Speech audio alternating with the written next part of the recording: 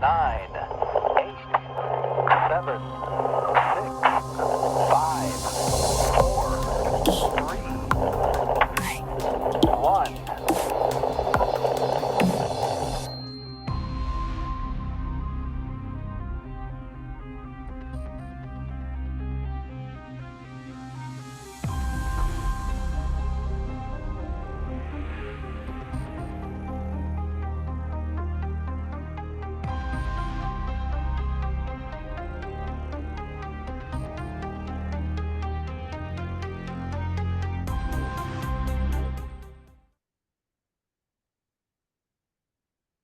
Ah, Boa tarde, pessoal. Tudo bem com vocês? Vamos começar aqui nosso último painel da nossa semana de eventos, de painéis sobre gestão de risco e controles internos, finalizando aqui com grande sucesso, com grande satisfação e bastante felicidade, nossa terceira edição do Perinit Week. Essa semana, nessa edição, tivemos a felicidade de ter um dia presencial. Foi a primeira experiência que nós tivemos, né, dentro do Perinit Week, de fazer um evento presencial, que foi na quarta-feira aqui em São Paulo, na região da Faria Lima, que também foi um sucesso. O pessoal gostou muito.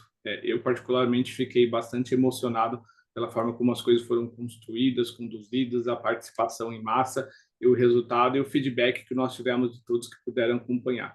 Então, agradeço a todos que acompanharam todos os nossos painéis ao longo da semana e que estão aqui no final de sexta-feira, véspera de feriado, né, com as últimas forças, acompanhando o nosso último painel aqui para falar de compliance, né, falar de cultura de compliance, gestão de terceiros, enfim. Me apresentando, meu nome é Leandro Burba, sou gerente comercial aqui da Perint, tá? Estou aqui na Perint há 4 anos, né? Tenho uma carreira em torno de 15 anos aí na área de auditoria interna, passei por empresas como Assos Vilares, Gerdau. Na verdade, comecei minha carreira na KPMG, né, na parte de auditoria interna, fiz alguns trabalhos de SOX, depois fui para Assos Vilares como auditora interna, Gerdau, Grupo Libra, né, e depois Via Varejo. Da Via Varejo, eu parti para a área comercial aqui na Perint e estou desde então. Tá? Bom, aqui com a gente hoje para discutir aqui o painel, discutir esse tema da cultura de compliance e de gestão de terceiros e como implementar um processo efetivo. Temos nossos convidados ilustres aqui, professor Luiz Henrique Lobo, professor Leandro Jesus, Natália Fonseca, não sei se é professora, e depois, se você for professora, pode falar também, tá? Vou deixar que cada um se apresente, fale um pouquinho da carreira, fale um pouquinho da área de atuação. Depois a gente definiu aqui um roteirinho de perguntas, tá? Que a gente vai passar aqui pela parte ali de falar um pouco o que é um programa de compliance, como constituir, como implementar, quais os investimentos, enfim, vamos dar uma passeada rápida por todo esse processo, tá? A expectativa é ir até às 17h15, a gente sempre tenta cumprir esse horário, tá? Se vocês tiverem perguntas, quiserem contribuir de alguma forma, usem o recurso lá do QIA aqui do Zoom, e sempre quando a gente tiver a chance de responder, tiver dentro do contexto do que está sendo apresentado, eu ou algum dos painelistas que estão aqui comigo vão responder ou vão trazer a pergunta para ser respondida. Então, por favor, professor Luiz, por favor, pode começar se apresentando, depois a gente segue com o Leandro Jesus e depois com a Natália. Depois volta para mim eu trazer aqui a primeira provocação para a gente começar nosso debate. Mais do que professor, eu sou um especialista em gestão de riscos.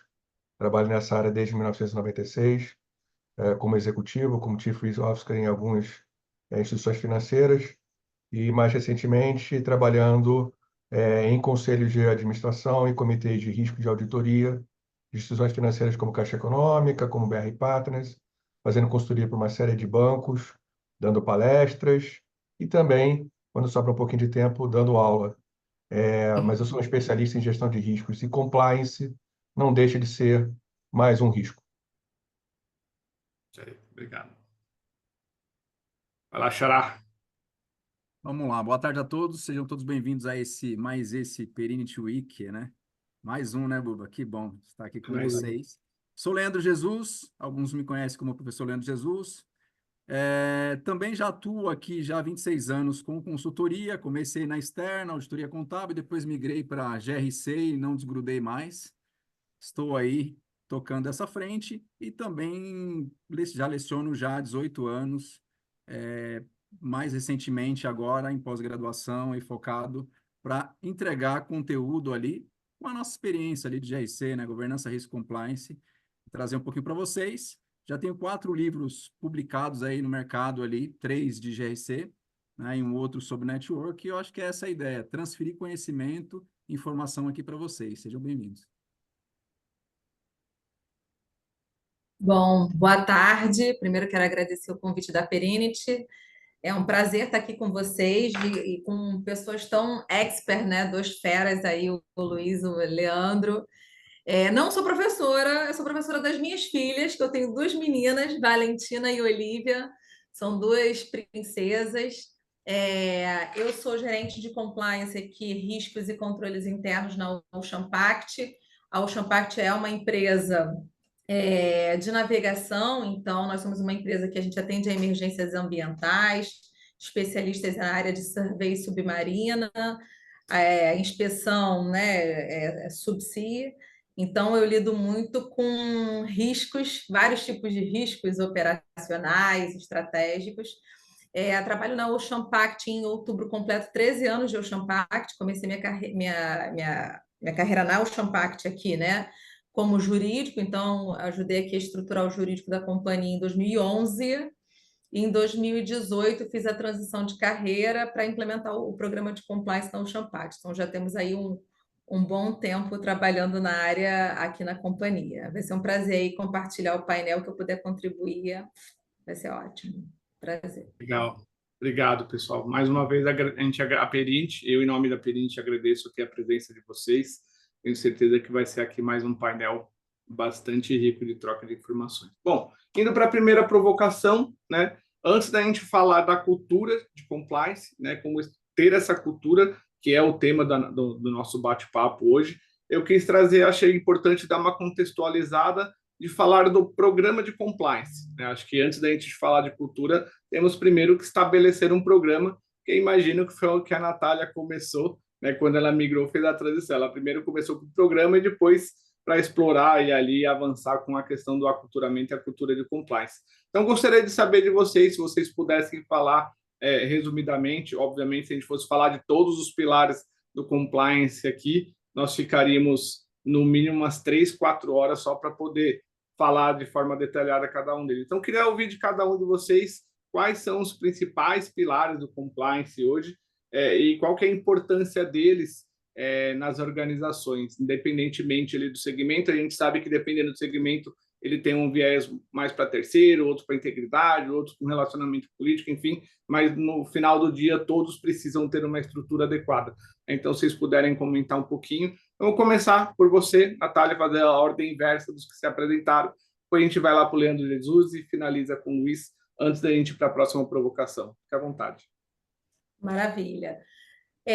Bom, o que eu digo, na verdade, é novidade, né? Que o principal pilar do programa de compliance é, de fato, o apoio da auto-administração. Mas quando a gente fala apoio da auto-administração, pode ter uma interpretação muitas vezes equivocada de alguns profissionais de entenderem que somente o programa funciona a partir de um impulso, de um comando, de uma diretriz da auto-administração. E quando a gente está falando do apoio da administração, acho que, assim, em primeiro lugar, tem que ter um compliance na companhia que tenha vontade, né, de fazer e seja muito resiliente, porque para você estruturar um programa de compliance numa companhia que não tem essa cultura, que vai começar, o profissional de compliance vai se deparar com muitos desafios, né?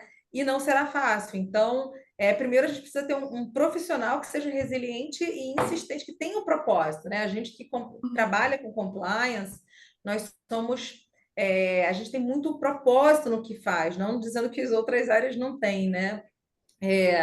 E aí, obviamente, né, se você estrutura um programa de compliance, você precisa de recurso para treinar as pessoas, né, para explicar, você precisa de recursos para estabelecer procedimentos e diretrizes. Então, você precisa que a administração te apoie. Olha, não, é importante determinada política, determinado procedimento, para que a gente explique e deixe a regra clara para os nossos colaboradores e, ato contínuo, nós possamos treiná-los para que entendam a regra. Não adianta também a gente estabelecer uma regra sem explicar para as pessoas e treinar as pessoas do que quer dizer aquela regra ali, né?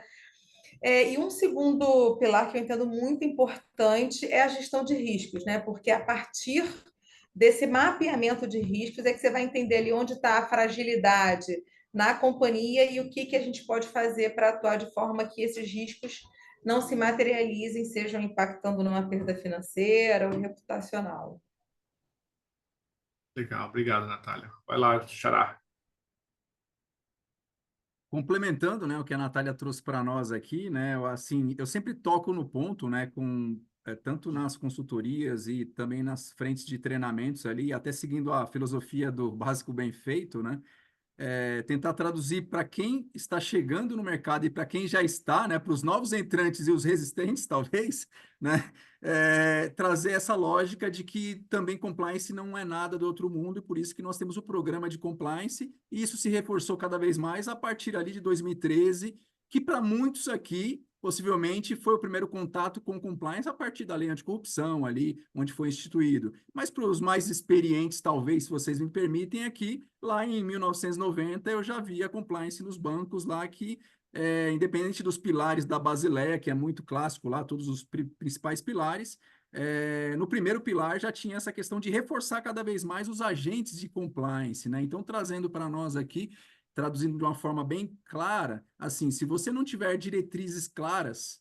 estabelecidas, e aqui nós estamos falando de uma política de riscos, fazendo um link perfeito com o que a Natália falou, né? Sem uma política de riscos, nós não temos a conexão perfeita com uma política de compliance, ou com uma diretriz de compliance, ou com o próprio programa e procedimento de compliance, né? E por que eu trago esse ponto? Quando você cria uma política de riscos dentro da empresa, dentro da política de risco você tem o tratamento do risco.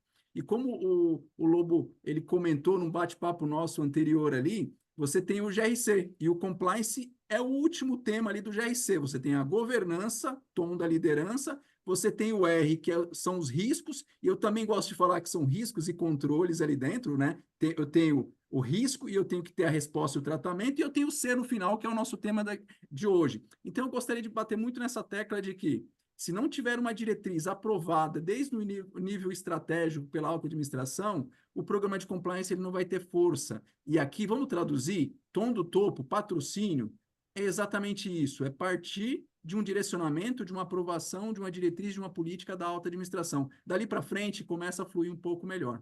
Tá, Borba? Obrigado, Xará. Tá no mudo, viu, Luiz? Perfeito, acho que eles falaram muito bem, deixa eu tentar complementar. Queria reforçar o que eles já falaram do comprometimento da alta administração. Para mim é fundamental, o primeiro pilar. Sem isso, nada dos restantes não vão funcionar. Como o Leandro falou, toda a parte de formalização de políticas e procedimentos com normas internas e conhecimento de todo mundo é muito importante, para que todo mundo saiba o que seguir. E o treinamento e a capacitação das pessoas também, como comentado pelo Leandro, é fundamental, tá? Como eu já tinha comentado e a Natália reforçou, compliance é mais uma gestão de riscos e deve ser identificado e mitigado esse risco também, tá? Que não é pequeno e é importante. A gente tem visto aí situações e casos onde o impacto é significativo. Eu só queria complementar com dois outros pilares que eu também acho importante, que é o canal de denúncia. É uma coisa que é super importante dentro de um programa de compliance. Ele precisa funcionar, ele precisa dar o conforto, ele precisa garantir a confidencialidade. São pilares de um programa de compliance e canal de denúncia faz parte disso, tá? E, por fim, se você, que eu sempre chamo, se não vai no amor, tem que ir na dor.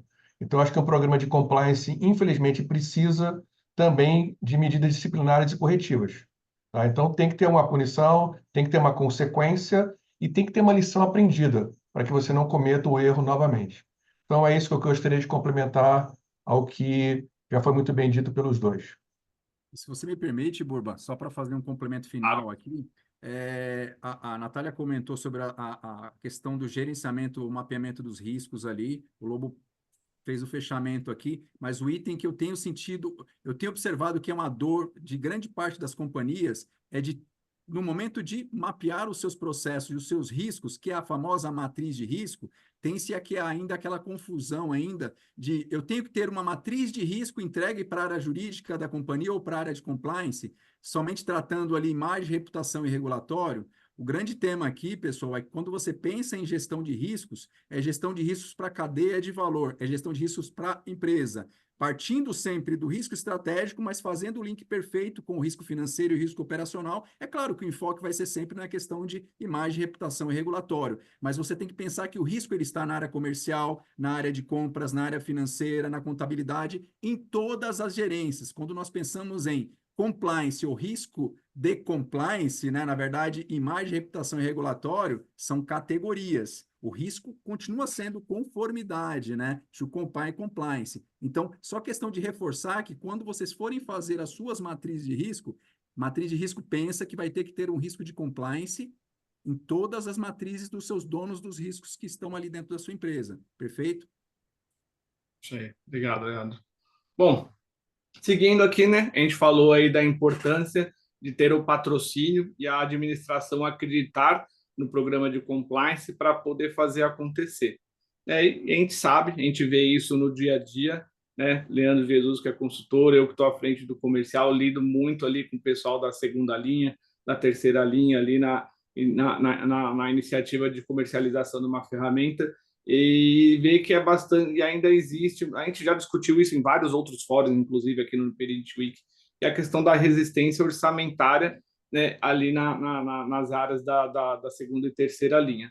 Né? E a gente sabe que muitas das empresas começam a investir ali na implementação do programa de compliance por conta de demandas ou exigências regulatórias. Às vezes faz o mínimo necessário, coloca ali somente um compliance officer para cuidar da cadeia toda, dá, né, um notebook para o cara, se vira. Né? Então, a minha provocação para vocês aqui é a seguinte, né?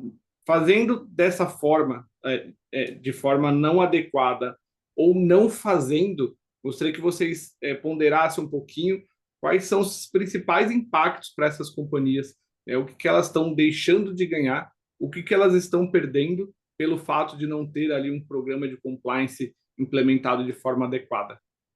Por favor, vamos começar pelo Luiz, já que ele foi o último a falar na questão anterior, aí depois a gente continua com o Leandro e com a Natália. Eu estou falando assim, Pedro, mas obrigatoriamente nem todos são obrigados a falar, tá? Sinta-se à vontade para ir intercalando, só para a gente não deixar a coisa pragmática da forma como vocês pensam que pode ser, tá bom? Vamos bater Gostei uma bola. Gostei dessa dinâmica, assim, de trás para frente agora. Vai e volta. Vamos bater a bola, então. Eu acho que o compliance traz uma série de impactos em outros riscos indiretos. O Leandro falou sobre matriz de risco e é muito importante, eu queria complementar o que ele falou anteriormente, que a matriz de risco é para todos os riscos. E os riscos são interrelacionados. Então, um risco pode ter consequência em outros. E o compliance é exatamente um desses. Um problema, um impacto de risco de compliance traz impactos em outros riscos. Então, por exemplo, o risco regulatório. Então, compliance pode trazer multa, perda de licença, sanções severas, tá?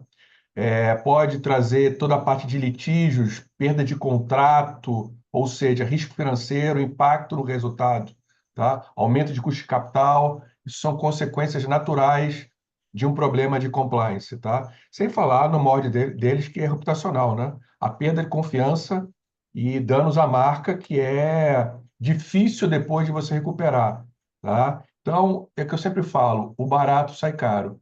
Muitas vezes a empresa quer economizar, a empresa não tem a maturidade suficiente e quer economizar na área de compliance, com menos gente, com gente mais júnior, não coloca um sistema, trabalha com a planilha, e depois, quando o problema vem, a consequência dessa economia, que foi não muito grande, o impacto é muito maior do que essa economia. Então, a minha recomendação forte é invistam porque vale a pena, tá? A perda, ou evitar a perda, é também um ganho.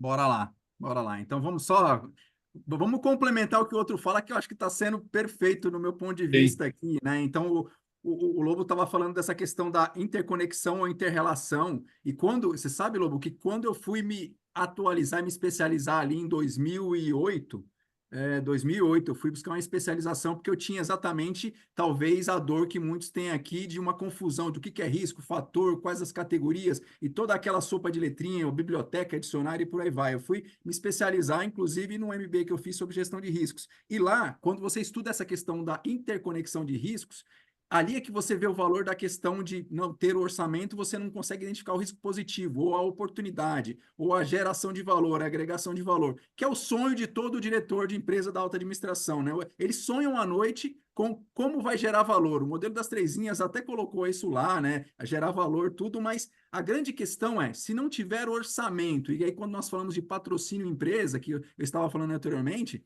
a busca do patrocínio é presença física da alta administração nas ações de compliance, né, ou de riscos e controles, mas também o investimento para manter um time, né? Não adianta, né, Natália, talvez, não adianta eu ter uma pessoa do jurídico, um profissional do jurídico sendo deslocado para compliance, se não tiver um assistente, um analista, um profissional para dar o suporte, porque eu estou direcionando uma figura tática, né, ou estratégica para tocar um programa de compliance que tem a sua amplitude, né? Nós estamos falando ali somente o item que o Lobo falou do canal de denúncia, o canal de ética, só ali já vai gerar demanda de investigação, que é um trabalho específico dentro do programa de compliance. Você tem a questão das ações de due diligence também. Então, imagine, se você não tem orçamento para ter o time, um sistema para coletar as denúncias, para trazer transparência, que é um pilar importante de governança, se você não tem uma boa due diligence e um olhar para os seus fornecedores e os seus parceiros, você não consegue tocar isso naturalmente. Então, a falta do orçamento,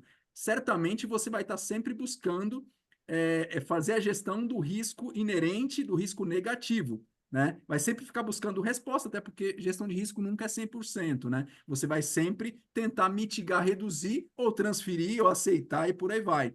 Mas a questão de a antecipação do risco, por ter um orçamento definido, trabalhar com gerenciamento e começar a buscar o retorno ali do seu próprio investimento, o valor da empresa, somente no momento que tiver essa elevação do nível de consciência nas empresas, pela alta administração, de ter um orçamento mesmo que mínimo, e depois você vai graduando isso mais à frente, tá? Então, esse é o meu ponto de vista.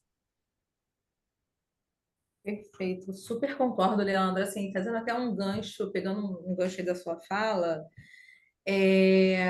o que acontece quando uma empresa, primeiro assim, quando uma empresa ela não tem um programa de compliance bem estruturado, ela não consegue contratar com a administração.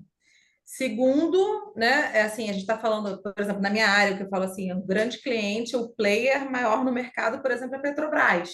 E Petrobras, quando faz essa due diligence de fornecedores, ela exige uma série de medidas, né, que é necessário para um programa de compliance, que se uma empresa não tem, ela certamente nem habilitada como fornecedor da Petrobras. Então, e aí eu estou falando de uma administração pública, mas quando a gente está falando, né, da 12846, que estabelece lá a responsabilidade objetiva em casos de corrupção, e aí eu estou falando de empresas privadas que têm que cuidar da sua cadeia de valor, né? Saber ali quem é o seu fornecedor, quem está contratando. Então, no final do dia, isso vira um ciclo virtuoso, né? Onde acaba eu exigindo do meu fornecedor que ele seja íntegro, que ele tenha um código de ética, eu começo a exigir os pilares do programa para esse fornecedor, que exigirá do dele também, né? Só que eu acho que um outro ponto importante a gente falar que quando a gente não tem um programa estruturado de compliance, é perda de talento. Muitas vezes a gente perde talentos numa empresa porque o colaborador ele não se sente num ambiente confortável emocionalmente para trabalhar, em que ele possa reportar irregularidades, que ele possa comunicar sem sofrer nenhum tipo de retaliação. Então, e hoje, cada vez mais, o que eu vejo, né, buscar no mercado são profissionais que sejam diferencial, porque hoje recursos, né, sistemas, assim, você consegue fácil. O ativo mais difícil de você conseguir, muitas vezes, é reter um talento, né? Então, acho que sob essa ótica, o programa de compliance faz uma grande diferença numa empresa também. Legal, muito obrigado. Bom, Vou aproveitar aqui e fazer uma pausa aqui no nosso roteiro para trazer duas perguntas que vieram aqui dos nossos espectadores. Nenhum dos dois se identificou, tá? Então não vou poder falar o nome das pessoas, mas a primeira pergunta compliance, auditoria e gestão de riscos devem estar sempre alinhados, sim, claro. Como que eles se complementam ali na execução dos trabalhos? A gente até falou de forma indireta. Aí você vai ter a construção lá da matriz de risco, a primeira linha apoiando, compliance fazendo suas considerações, a auditoria interna retrovalidando todo esse processo, mas eu gostaria que vocês falassem rapidamente, dar um brief como que, de forma assim, mais estruturada, como que essa área se complementa e como que elas vão prover um resultado satisfatório para a administração desse conjunto de ações. Bom, deixa eu começar rapidamente, então. Eu gosto da visão integrada de riscos. Eu acho que compliance é mais um desses pilares importantes de riscos. É um risco importante. Tá? Então, eu gosto quando as áreas estão sob o mesmo guarda-chuva. Não existe um desenho perfeito de onde é que a área de compliance deve estar. Ela varia muito de acordo com a cultura e a maturidade de cada empresa. Então, muitas vezes, essa área de compliance nasce, como a Natália falou, dentro do jurídico. É um spin-off do jurídico. Em alguns casos, por exemplo, no caso de mercado financeiro, normalmente ela nasce dentro da área de riscos. Varia muito da cultura e do momento da empresa. Mas é importante que ela exista e que ela seja integrada. Aonde vai estar, para quem vai reportar, não é, na minha opinião, o mais crítico. O mais crítico é que as áreas se conversem e haja um alinhamento. E isso é importante que a alta administração esteja comprometida e comprada, porque esse alinhamento vem de cima para baixo.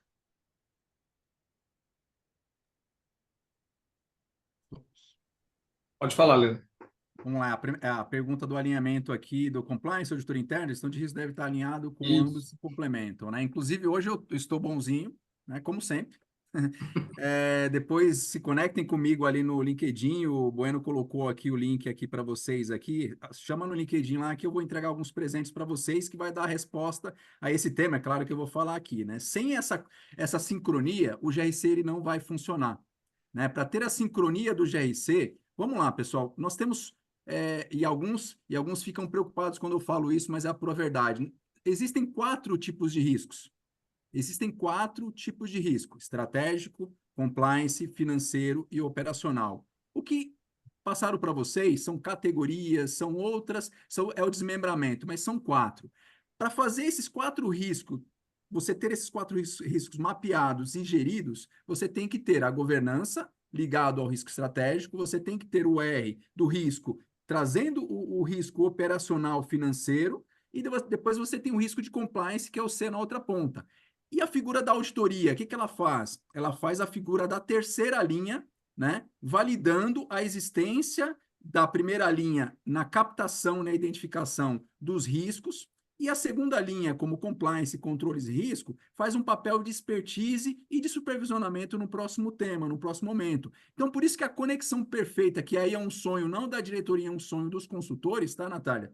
E você se encaixa aqui na segunda linha também. Qual que é o sonho dos consultores e auditores? É que a primeira linha comece a fazer a sua matriz de risco, né? A segunda linha vem e participa somente com expertise, porque a segunda linha, normalmente, áreas de riscos, controles internos e compliance, só tem 1, 2, 3 profissionais, e a auditoria interna vem e faz a confirmação, para que cada um trabalhe no seu momento. E o que acaba acontecendo nas empresas? A segunda linha, os consultores têm que fazer papel da primeira e não tem time para fazer. E aí a cobrança vem de cima. Então, pessoal, e aí nós pedimos para vocês que são da primeira, segunda e terceira, reforce esse nível de consciência cada vez mais nas empresas que vocês atuam, em workshops, treinamentos e todos os movimentos de conscientização, para que os gestores cada vez mais nos ajude a identificar o risco inerente, pelo menos. Não estamos pedindo o residual, o inerente, o bruto do negócio, da essência. Por quê? Se eles fizerem esse movimento, a conexão perfeita ela já começa no nível de processo, depois vem no nível de atividade e você vai caindo na cadeia ali, vai desmembrando. Então, essa é a grande lógica de ter essa conexão aqui perfeita, tá? Uma área ela não sobrevive sem a outra. Por exemplo, para fechar aqui o pensamento, Em várias empresas que eu passei e tinha auditoria interna, não tinha a segunda linha, tinha um conflito da auditoria interna com a primeira linha. Por quê? A auditoria interna, todos os anos, levantava os mesmos pontos de atenção, as mesmas fragilidades. Então, a questão da estrutura e a conexão da primeira, segunda, a terceira e até a quarta linha, que são os auditores externos, isso, se você tem essa estrutura ali formada, ela ajuda ao quê? A garantir os objetivos e a governança da companhia no final do dia e fica saudável ali o movimento, né? Uba, consigo 2 minutinhos aqui rápido? Ah, por favor. Só para complementar os meus colegas, assim, trazendo para uma questão prática, né, respondendo essa primeira pergunta. Então, por exemplo, quando você faz um mapeamento de riscos, né, você necessariamente observa ali o que você tem de controle para evitar, mitigar que aquele risco aconteça. Quando você faz esse delineamento, a auditoria interna vai verificar, fazer os testes para checar se esses controles de fato são eficazes a ponto de não materializar o risco, né? E quando você faz essa análise de riscos também, a partir dali, algumas ações ou alguns controles podem, inclusive, estar conectados com o compliance também. Então, elaboração de algum procedimento, de alguma política, treinar determinada pessoa, ou até quando, numa situação de gestão de risco, acontece um descumprimento de algum procedimento ou alguma ação, o compliance atua de forma investigativa. Então, como bem disse o Leandro, um processo não existe sem o outro, ou se existe, ele vai estar capenga, ele não vai estar 100% eficaz ali na sua atuação. E a inteligência colocada nesse processo aqui, Natália, o que seria a inteligência de riscos, que é muito falada, né? O gestor, ele mapeia o processo e identifica o risco. Necessariamente ali está na fase ainda do assessment, do mapeamento, da construção da estrutura.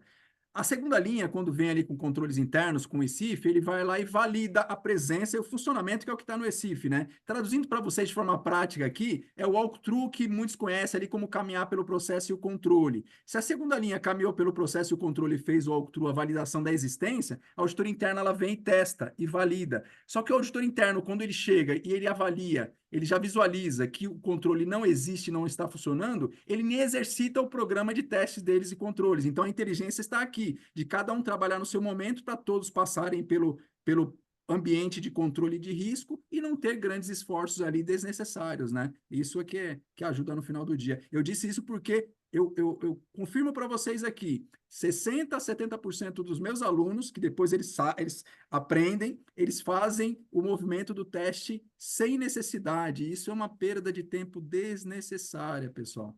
Tá? Legal.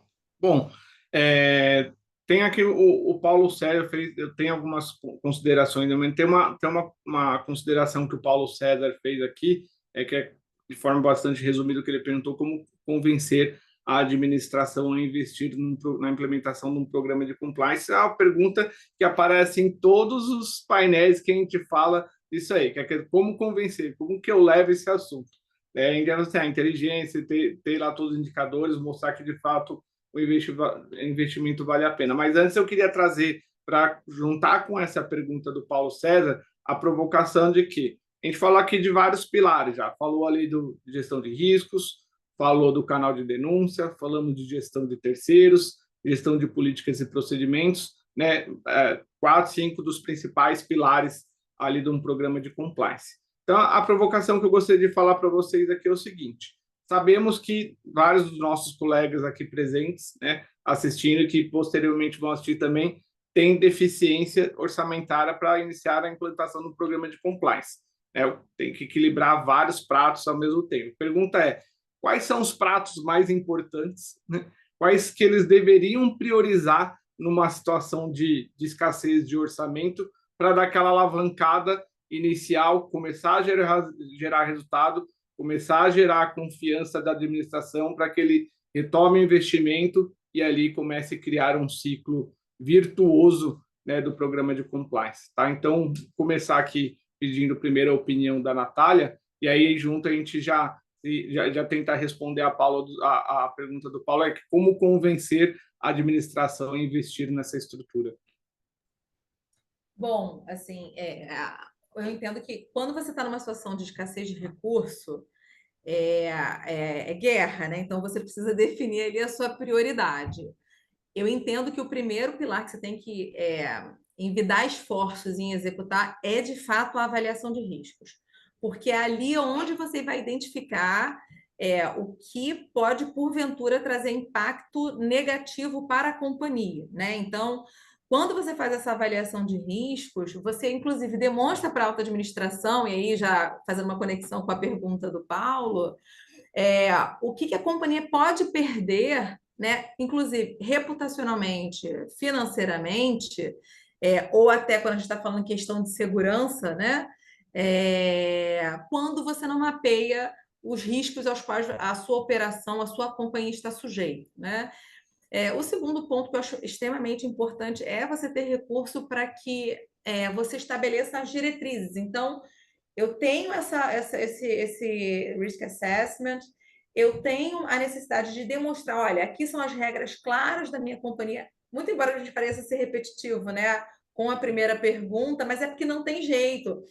Você precisa, quando você está numa escassez, você precisa definir, se você faz uma gestão de riscos, você faz, sei lá, um canal de denúncias ou uma due diligence, você estabelece outros pilares. Onde que estarão as regras? Onde que está explicitado isso de forma clara para que os colaboradores possam seguir, né? Então, quando você tem a documentação, um código, né, que a gente costuma aqui chamar de a Constituição da companhia, né? Então, quando você tem isso muito bem definido, isso fica claro para o receptor da mensagem o que pode, o que não pode dentro da companhia, né? E o terceiro ponto é você ter, de fato, um canal de denúncias. Por quê?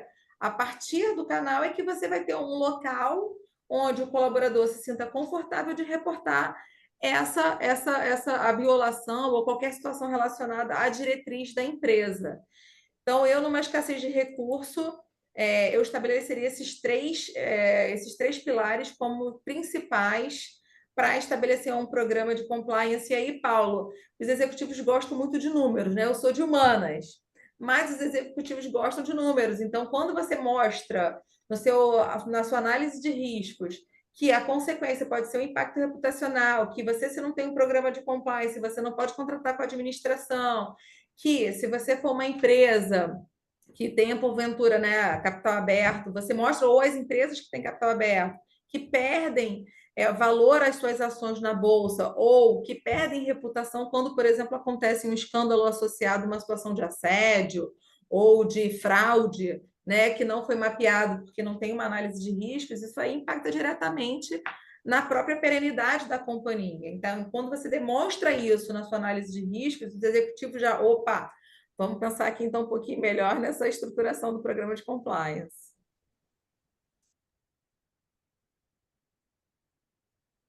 Vou eu? Vou eu. Pode ir, desculpa, eu acabei não falando, mas eu queria deixar vocês à vontade para não ficar, mas já que você se manifestou, pode ir embora, Jesus. Bora lá. Vamos pensar o seguinte, se eu não tenho recurso na empresa, o que eu, como compliance, o gestor de compliance, ou líder de compliance da empresa, eu consigo fazer se eu não tenho grandes recursos para contratação de profissionais, para ministrar grandes movimentos de treinamentos, workshops, conscientização, mapeamento de risco, matriz, due diligence, sistema de ouvidoria.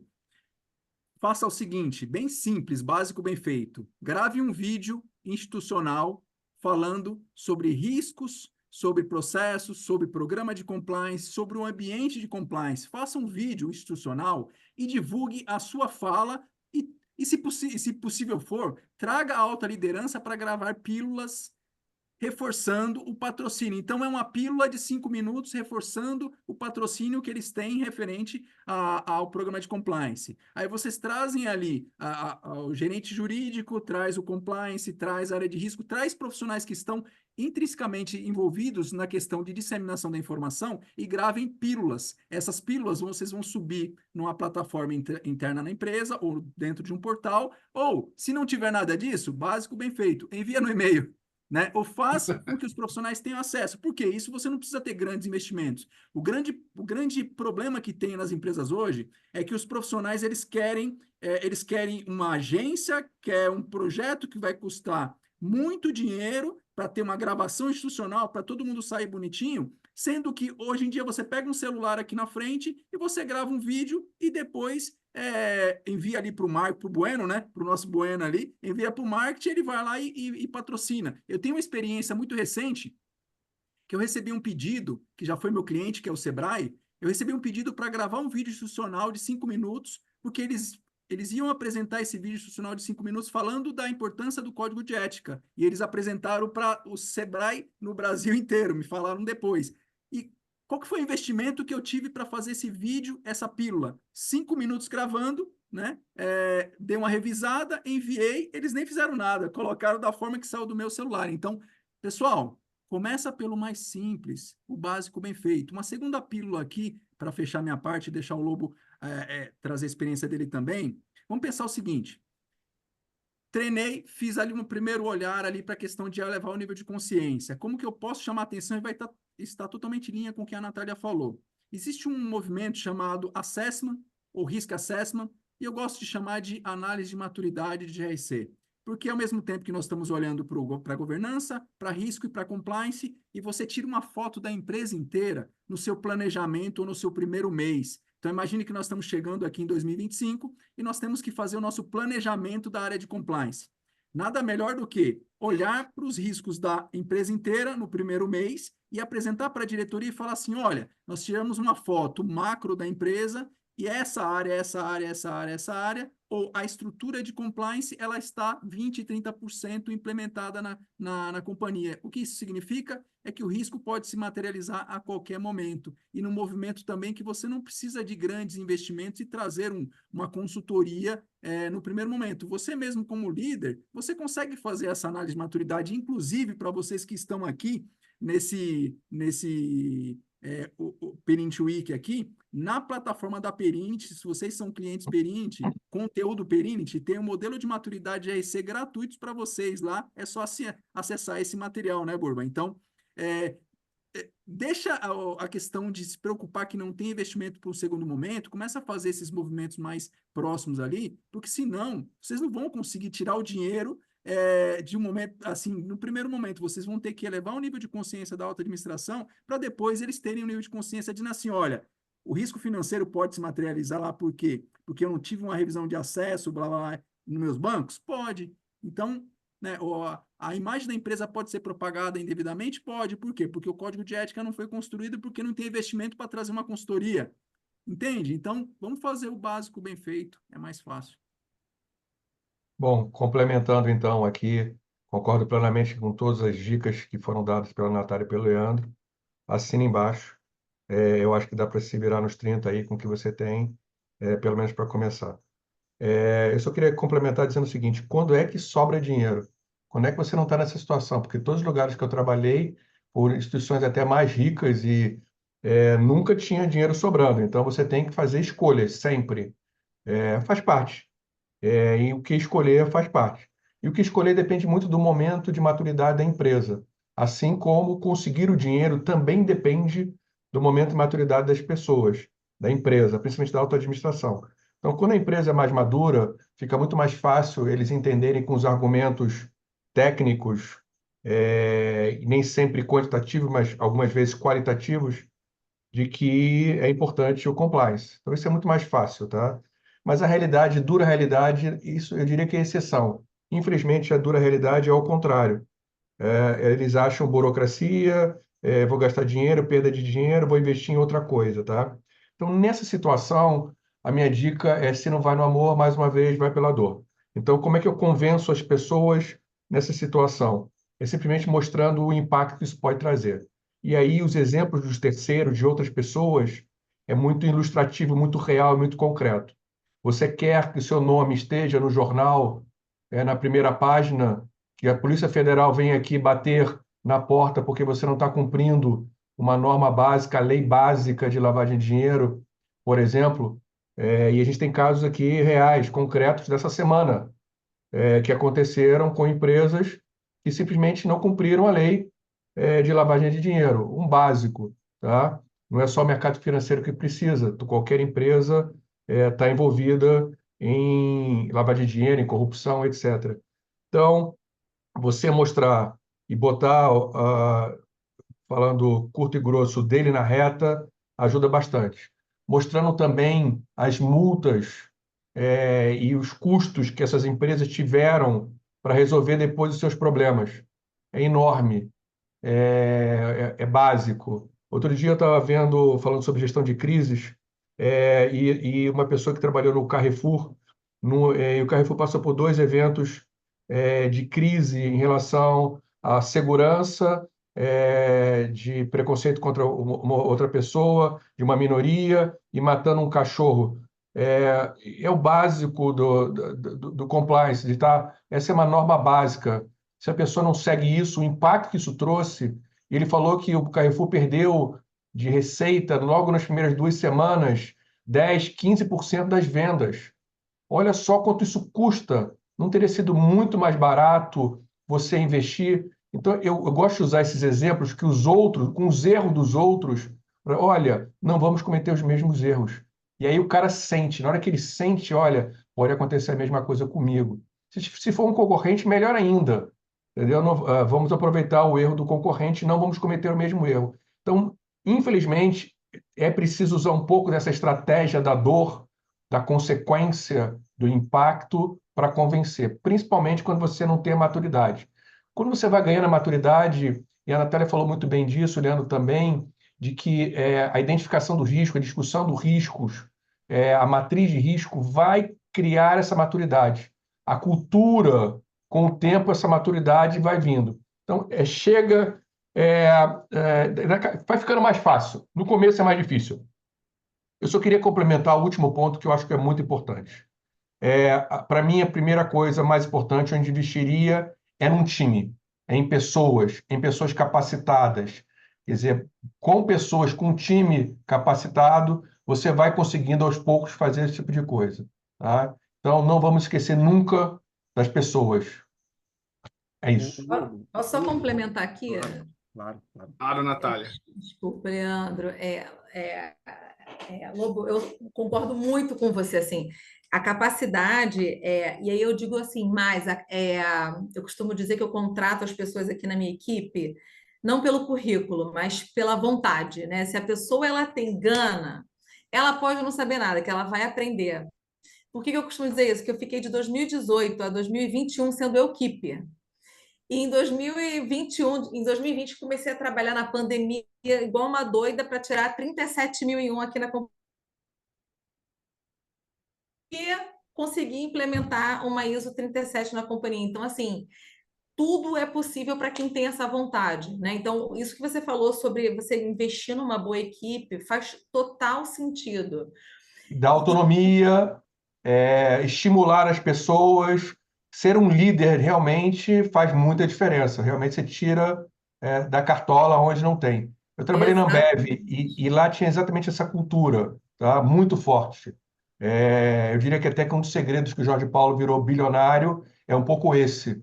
Ele buscar exatamente as pessoas, escolher as pessoas certas. E um dos segredos, uma das fórmulas que ele usa é exatamente essa pessoa que é ambiciosa, que quer correr atrás, que quer crescer, é mais importante do que isso. E eu sempre repito até de que muitas vezes o soft skills das pessoas é mais importante do que o hard skills. É mais fácil ele aprender o hard skills do que um soft skills. Essa habilidade eu sempre repito esse tipo de coisa. Mas desculpa, eu interrompi você. Não, e aí só para complementar também com exemplos fáticos, né, que você citou aí do supermercado, a gente recentemente teve agora, né, um grande fornecedor de internet aqui, né, no Brasil e no mundo, aqui começou aquela confusão que ia ser proibido, ia cortar essa internet, né, aqui esse fornecedor. Então, como é que está a sua gestão de risco? E aí, voltando aí para o Paulo para convencer aí a administração, né? Se você não faz um mapeamento dessa perda desse fornecedor, né? Se é um fornecedor crítico, se você não tem esse mapeamento para, inclusive, saber que tipo de ação, que impacto isso vai ter na sua empresa, na sua operação, você perde muito dinheiro, porque se você não mapeou, não se preparou para isso, aí, desculpe o termo, vai ser um barata voa e vai ser todo mundo batendo cabeça. Então, isso prepara você também para o momento de crise. Bom, Eu só queria fechar aqui, ô, Burba, vai lá, perdão. fecha aí, Leandro, que eu preciso Não, ir não, para o próximo. é muito rápido. É muito rápido. Assim, a dica que eu dou é que vamos imaginar o cenário extremo que a empresa não tem investimento para treinar os seus profissionais e para contratar os profissionais. É, o próprio profissional ele tem que buscar o investimento no conhecimento dele, né? Não fiquem esperando que sempre a empresa faça o investimento em treinamento em vocês. Vocês têm que buscar o conhecimento para vocês, porque vocês vão levar para o mercado e para a vida, né? Essa grande questão, a empresa não investe para que eu faça um aperfeiçoamento na ISO, no COSO, ou em alguma melhor prática, mas busque por você. Acho que esse é o grande caminho também. Legal. Eu tive uma, aproveito como você fez o comentário, eu vou contribuir com uma experiência prática que eu tive em uma das empresas que eu passei. Teve um ano lá que teve uma pesquisa, aquela avaliação 360, né, pesquisa de ambiente, etc e tal. E um dos pontos que na época lá o time pontuou, né, com uma das notas mais baixas, é que a área não investia em treinamento, em capacitação, e por conta disso eles não conseguiam produzir resultados melhores. E foi uma discussão no primeiro momento ruim, mas sadia, porque abriu os olhos para o pessoal. Mas qual que foi que a gente conversou na ocasião lá com o pessoal? Isso é legal. A gente tem uma série de treinamentos, inclusive voltados para a nossa área de atuação, de processo, uma série de treinamentos disponíveis de forma gratuita numa plataforma de ensinamento aqui da empresa. Vocês já fizeram todos esses treinamentos? Ninguém tinha feito nenhum. Assim, vocês têm treinamentos gratuitos aqui na empresa disponível para vocês fazerem a qualquer momento, inclusive com a possibilidade de dispensá-los, né, para que vocês possam absorver esse conhecimento. Vocês fizeram? Não fizeram? Então a impressão que fica é que o pessoal fica reclamando, mas porque quero que me pague um MBA, quero que me pague isso, quero que me pague, mas se o cara não fizer o básico, né, e buscar o conhecimento, como você falou, Leandro, um investimento no próprio ativo, conhecimento próprio, e isso ele vai levar consigo para a vida inteira, cara, você não tem como cobrar da empresa, acho que você é o principal responsável de buscar esse autoconhecimento para você. É aquilo que o Luiz e a Natália falou, né? Se você contratar pessoas que querem fazer, que têm vontade de fazer, certamente uma pessoa com esse perfil já tinha varrido a internet toda buscando treinamentos ali, informações para poder entender como implementar um programa de compliance, enfim, outras atividades e fazer acontecer, tá? Mas carreira, Burba, na carreira, você é uma troca, é uma relação de troca de CNPJ com CPF. Você vende habilidade para a empresa e a empresa te promove e te eleva na horizontal ou na vertical. Só que você profissional, nós profissionais, nós temos que comprar habilidades. E se você for comprar uma habilidade chamada MBA pós-graduação, no momento que você fechou a sua faculdade, você está comprando uma habilidade que não vai ser aproveitável para você naquele momento. Você tem que comprar outras habilidades intermediárias que vai te fazer a sua formação da sua base em GRC, depois você vai dando saltos de especialização.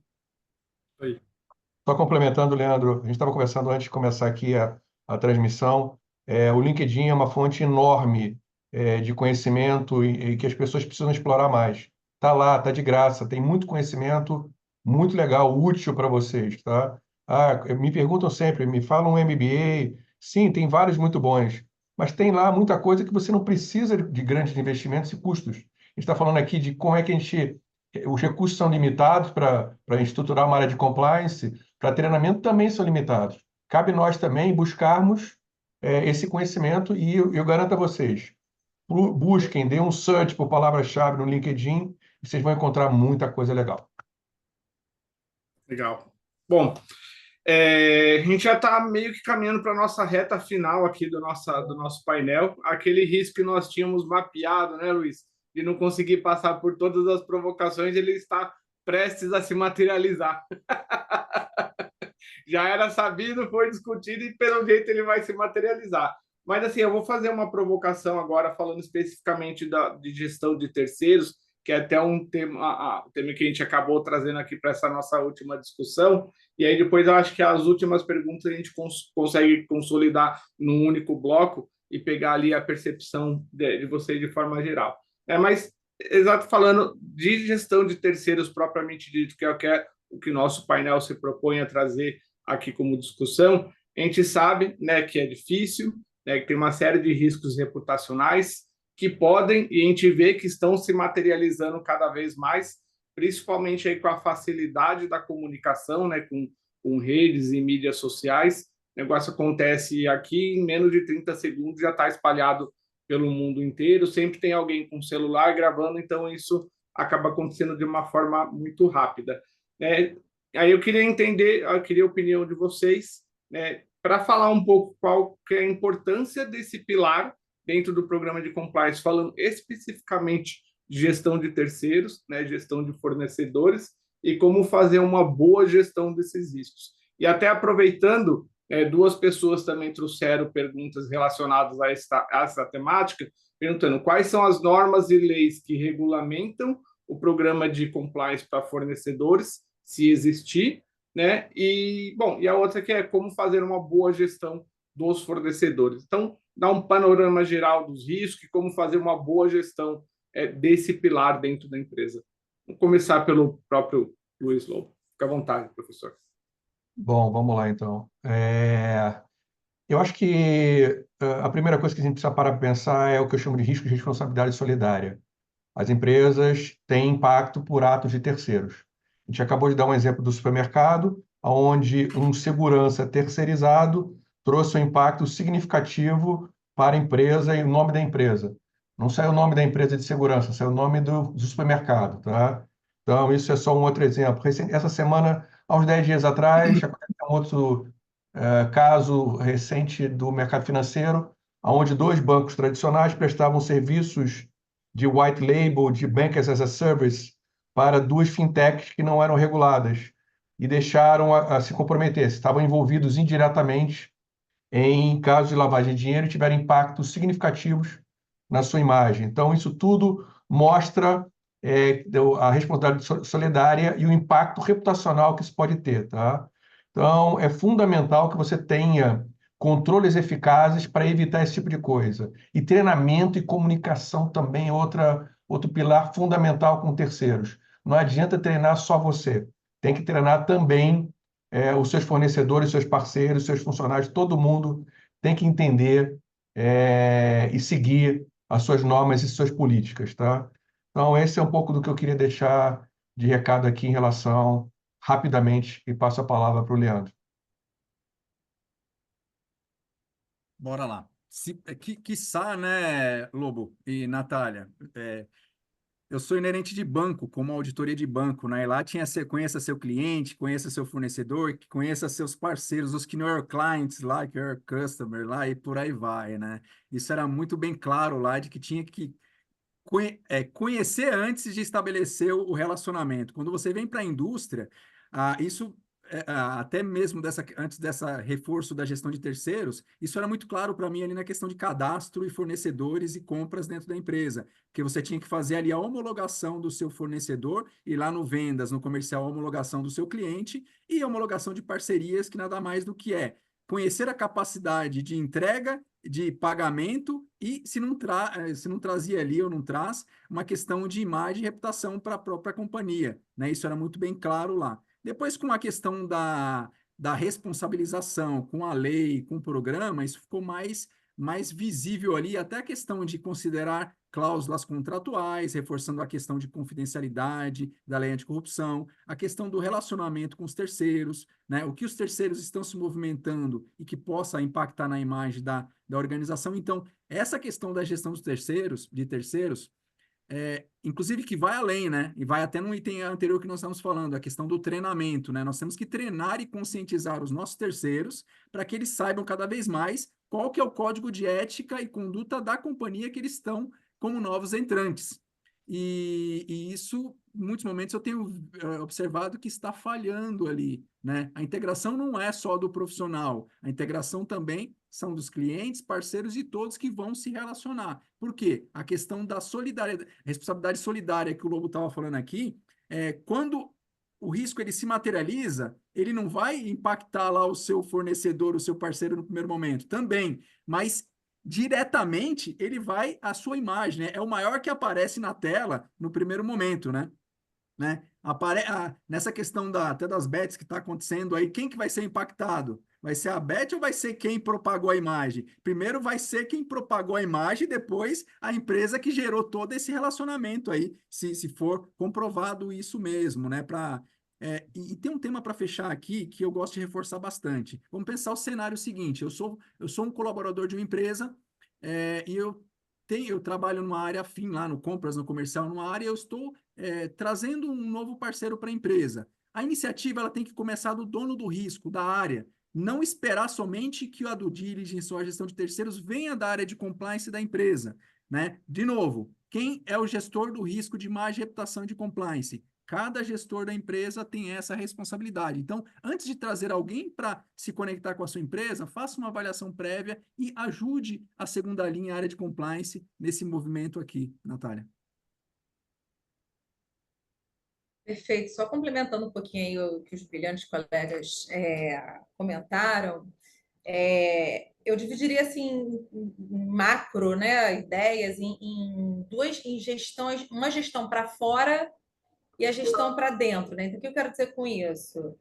Com a gestão para fora, você tem que avaliar quais são os seus fornecedores críticos que possam impactar a imagem da companhia em relação ao mercado, aos colaboradores, aos clientes. Então, avaliar esse exemplo, o despachante é um tipo de fornecedor que lida muito com agente público. Então ele é um representante meu, normalmente o despachante tem procuração, então ele pode me expor muito, né, perante a administração pública, e eu posso ter uma responsabilização aí. Então, estabeleça o crítico para fins de segurança, enfim, estabeleça a criticidade dos seus fornecedores e numa análise do que ele pode impactar, seja reputacionalmente, seja numa perda financeira. E dentro de casa, eu acho que é muito importante fazer parcerias, né? Então, assim, o compliance, o profissional de compliance tem que ser uma pessoa que tenha muita facilidade de interagir com as demais áreas, com as outras pessoas. Porque no final do dia são elas que vão ser os parceiros, são elas que serão os seus braços, né? Para além da companhia, para além das áreas da companhia. Então, quando você faz uma parceria muito forte com a área de suprimentos, né, com a área de compras da empresa, você vai ajudar a área a dizer assim, olha, quando a pessoa pergunta como fazer uma boa gestão de fornecedor, né? Considerando que compliance normalmente não tem muito recurso, então essa parceria é fundamental. Então, quando você conversa com o pessoal de suprimentos, olha, não, estabelece, poxa, está entrando um fornecedor novo para ser cadastrado. Quem indicou? Teve algum tipo de mapeamento de demais fornecedores na mesma categoria? É uma empresa recém-criada? Quem são os sócios? É uma avaliação que você pode ensinar a sua área de suprimentos, né, a fazer previamente, e caso ela identifique alguma situação aí, leva para o compliance. Com isso, você otimiza o tempo, você faz uma disseminação do conhecimento por toda a companhia, então não fica só aquele conhecimento retido em você,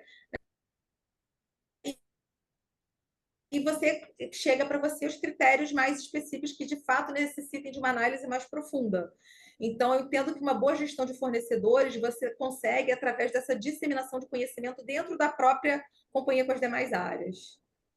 Legal. É engraçado que, assim, de forma indireta, você já acabou comentando até a próxima provocação que nós faríamos. Tem um item aqui que eu acabei suprimindo, né, que é a questão da resiliência ali na implementação e no acompanhamento do programa de compliance, porque acho que isso a gente já acabou discutindo de forma gerais, e outros temas que a gente abordou, seria repetitivo trazer essa provocação à tona novamente.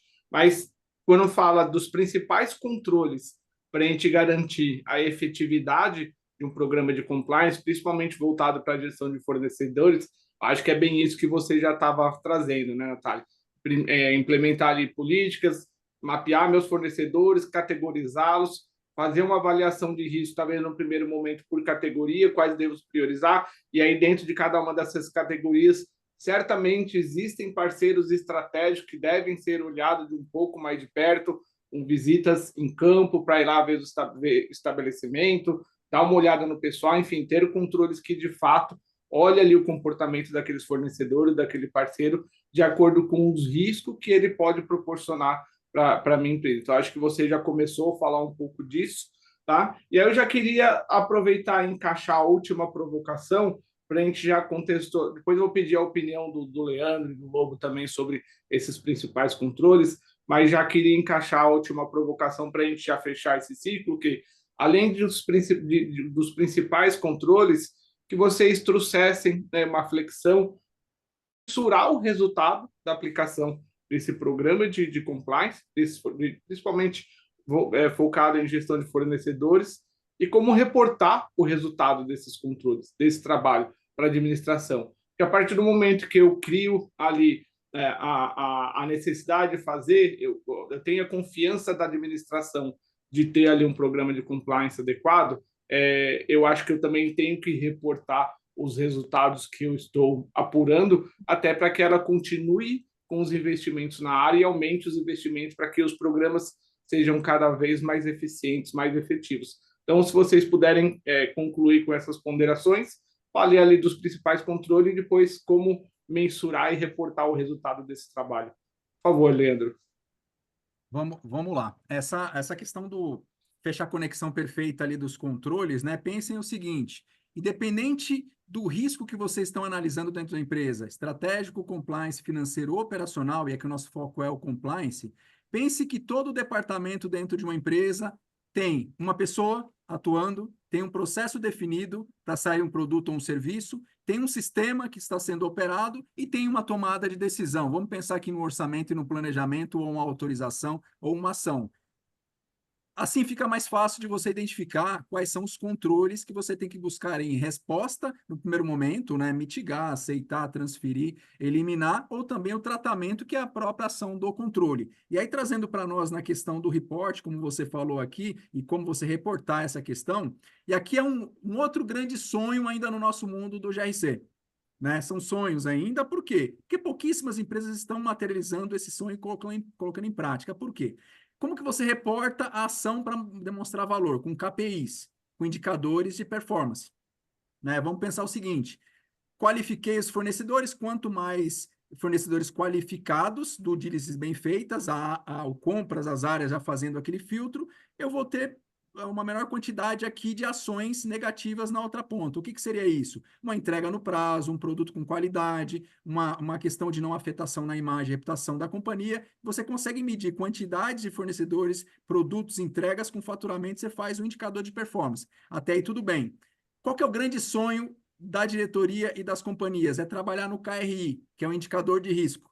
Só que e aí na ISO 31000, no COSO, na versão atualizada 2016, entra nessa questão do indicador de performance para risco. Porém, para chegar no indicador de performance para risco, você necessita de um indicador KPI, performance no nível de processo e controle. E aí onde está a nossa grande discussão. A grande maioria das nossas empresas ainda não identificou o risco inerente e não chegou no residual, não fez aquela transição de mapear e identificar os riscos. A partir do momento que você não tem uma matriz de risco, você não tem o indicador de performance, porque você não testou o seu controle, não validou, não viu a performance dele, não viu a efetividade do seu controle, você não consegue chegar no indicador de risco. E aí o grande sonho, né? A grande vontade, é o grande alvo de muitas das empresas. Né? Então, vamos fazer o movimento inicial, o primeiro passo. Criem a matriz de risco de vocês e busquem o controle e avaliem a performance, a existência, a funcionalidade do controle. E aí vão galgando nos próximos anos, ali nos próximos passos, para buscar a performance do risco, que vai ajudar você a reportar para a sua administração e dizer o seguinte: olha, nós temos risco, né? O apetite que foi definido aqui e a tolerância está no vermelho. Nós estamos controlando porque tem resposta e tratamento com bons controles. Estamos ali no amarelo, no laranja, com o sonho, a vontade de chegar no verde, né? Porém, para chegar no mundo ideal ali de gestão de riscos, nós temos que dar alguns passos, e aí é que você leva o nível de consciência reportando para a alta administração. Esse é o meu ponto de vista. Excelente, perfeito. É muito interessante porque a palestra, o tema aqui é compliance, mas a gente falou a palavra risco provavelmente muito mais vezes do que a palavra compliance. Porque as duas coisas estão altamente relacionadas, é muito interessante isso. E quando a gente fala em risco, a gente fala também em mitigação, tá? E eu acho que para mitigar o risco de compliance, tem uma coisa que a gente não falou até agora, que eu acho que é super importante, e eu queria pegar o gancho da origem jurídica da Natália, que é as cláusulas contratuais de compliance. Nem sempre as pessoas dão a devida atenção. E no momento de crise, no momento de que você vai realmente startar uma dessas cláusulas, para ter um ressarcimento, para ter alguma coisa, é que você vê que você fez mal feito, que aquilo não estava redigido adequadamente. Eu chamo que entra num risco jurídico. Tá? Então, olha como essas coisas que a gente falou estão interrelacionadas. Tá? Então, é muito importante os contratos terem causas de compliance, de anticorrupção, de responsabilização, muito claras e muito bem definidas, tá? Para você realmente mitigar. A gente não tinha falado ainda sobre isso, eu acho importante. Em relação a identificar, mensurar e reportar os resultados, a primeira parte de identificar, tem algumas coisas que você consegue identificar e quantificar. Número de treinamento, auditorias realizadas, denúncias resolvidas. Você consegue medir, é fácil. Mas tem outras coisas que não são tão triviais de medir quando se fala em compliance, que eu chamo de qualitativos. Quer dizer, que é a mudança de comportamento, que é a conscientização ética, que é a cultura. Isso você não consegue medir tão trivial, tá? Mas é importante que, mesmo que você não consiga dar números, que você meça ela de uma forma qualitativa. Baixa, média, alta. Que você tente olhar também esses aspectos. Acho que o Leandro muito bem colocou que uma das formas de mensurar é através de indicadores chaves, os chamados KPIs, tá? Eu tentei aqui listar alguns mais óbvios, tá? A taxa de participação em treinamentos de compliance, o nível de conformidade de contratos e de normas. Eu estou 100% compliance ou não estou 100% compliance. As denúncias reportadas, as denúncias resolvidas são KPIs muito fáceis de você medir e de acompanhar, tá? Em relação ao report, a primeira coisa que eu queria falar é que ela precisa ser periódico. Tem que ter uma certa constância. Eu diria que mensal, trimestral, é um número adequado. E ele precisa ser feito de uma forma muito didática, muito clara, de uma forma, no linguajar que quem vai ler vai entender. Então não adianta simplesmente cuspir uma série de tabelas, números, que a pessoa não vai ter a menor ideia. Então não adianta só colocar números. Coloque números, mas explique os números. Dê a conclusão, dê os sinais de alerta, para que essa pessoa que está acima na auto-administração entenda a gravidade e tome as devidas providências. Suporte essa pessoa de uma forma adequada. É muito importante que essa governança, que eu chamo da governança de gestão de riscos e governança de compliance, esteja funcionando muito bem nas empresas. Normalmente, isso é um sinal de maturidade da gestão de risco nas empresas. Nem sempre isso é trivial e funciona no dia a dia, tá? É muito importante dar transparência. Fale a verdade, seja ético, isso é a base do relacionamento interno e externo. Então, e por fim, eu acho que você precisa também ter um comprometimento com a melhoria contínua. As coisas não acontecem de uma hora para outra. A melhoria acontece no dia a dia. Como o Leandro falou, pouquinho cada vez, e essa maturidade vai crescendo aos poucos, e ao longo de um período maior, isso demora alguns anos, você vai chegar. Natália, você falou que começou em 2018, estamos em 2024, já acabou ou ainda tem muito o que fazer? Aff, Maria, muita coisa para fazer. Na verdade, eu tenho 15 anos, é que eu tô aparento 43, porque eu tô acabada. Mentira. Só complementando aqui os meus colegas que, né, trouxeram essa questão muito importante, assim, a gente costuma dizer assim, o que você não mede, você não gerencia, né? Então, assim, quando você tem esses KPIs, quando você faz essa análise, você consegue, inclusive, atacar o que precisa melhorar, né? A gente costuma dizer que uma pessoa que responde assim, é muito difícil o processo de aculturamento de riscos. Porque as pessoas têm suas milhões de coisas para fazer no dia a dia, e aí vem você lá, a garota chata do compliance, vem falar de riscos, né? Uma forma que a gente faz aqui na empresa, que eu acho que é bem interessante, assim, né? Que a gente está começando essa cultura, né? Assim, aqui na companhia, primeiro, o sistema da Perenity ajudou muito a gente, porque antes a gente trabalhava com Excel, então, com o sistema, você consegue olhar dashboard, você senta do lado lá da pessoa, como você vai ensinar a mexer? Olha, senta aqui. Olha aqui você coloca as evidências, ele começa a visualizar ali as ações que tem para fazer, as ações que estão atrasadas, Então, isso impulsiona a pessoa a ter uma visualização, porque quando a gente vai só na fala, fica muito intangível. Quando você materializa isso no sistema de uma forma visual, as pessoas começam a tendenciar a querer sanar aquelas pendências, né? E quando normalmente as empresas elas têm aquelas reuniões, né, RNR, reuniões mensais, reuniões semanais. Então é importante você que é da área de riscos fazer essa parceria com essas pessoas das outras áreas para entrar nessas reuniões mensais das áreas e apresentar, ó, sua área aqui está com tanto de planos em ação em atraso, olha, os seus controles, você não está juntando as evidências. Então, quando você começa a expor, fazer uma gestão à vista, né, dos riscos, de como é que está o nível de risco de cada área, e isso traz um conhecimento e as pessoas começam a ter ações sobre aquilo, né? Então, quando você entra nessas reuniões, você ajuda nesse processo de aculturamento. O meu entendimento é isso, que é importante a gente fazer essa medição. Aqui na empresa a gente faz esse KPI mensal, né? Porque a gente consegue visualizar onde a gente tem que atacar, onde eu tenho que envidar mais esforços. E uma coisa que está muito aqui na nossa cultura, que muita gente não gosta, é ser auditado. Tem gente que odeia ser auditado, né? A gente aqui contrata auditores para auditarem a gente. Por quê?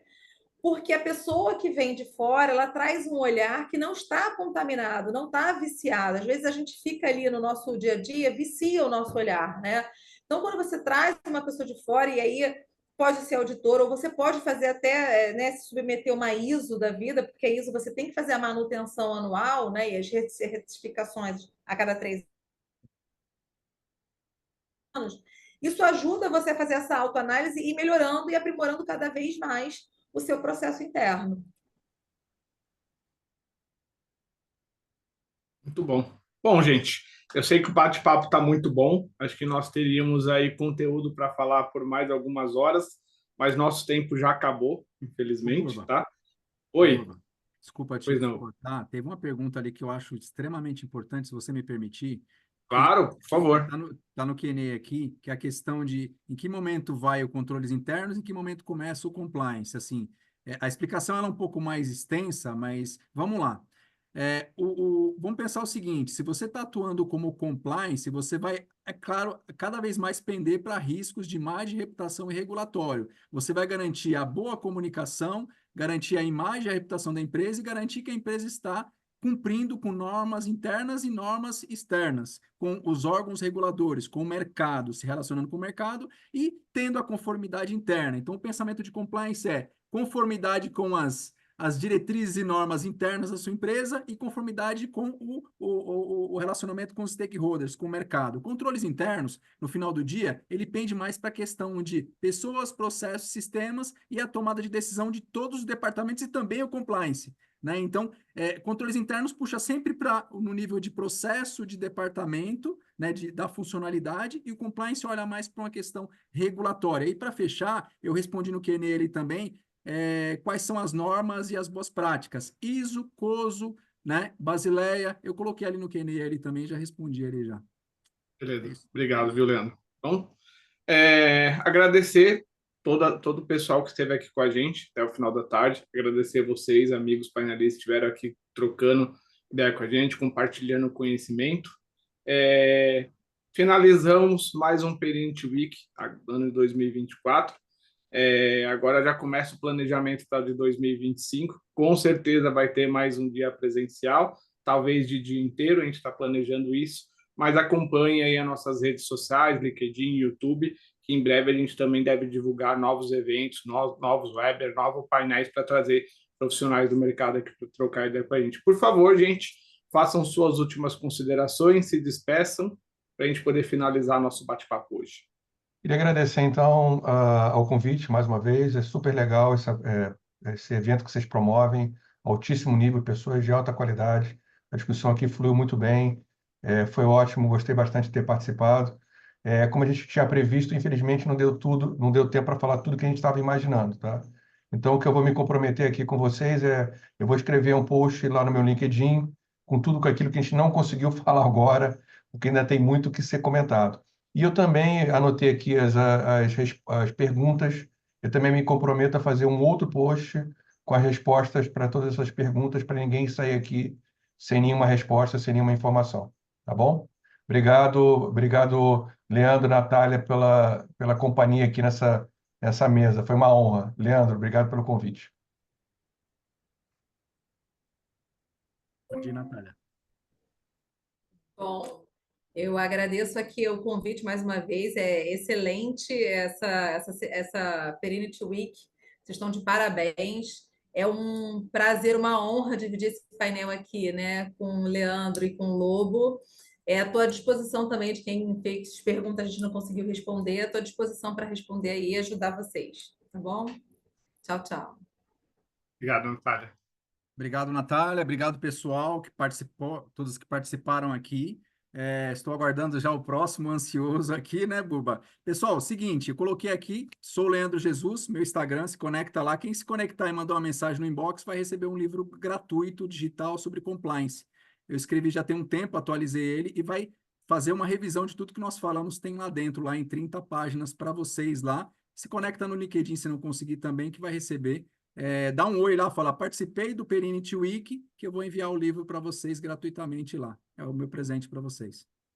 É isso. Obrigado, Leandro. Muito bom. Obrigado, Lobo. Tchau, gente. Muito obrigado. Bom final de semana, bom feriado. Até a próxima. Tchau. Tchau, tchau.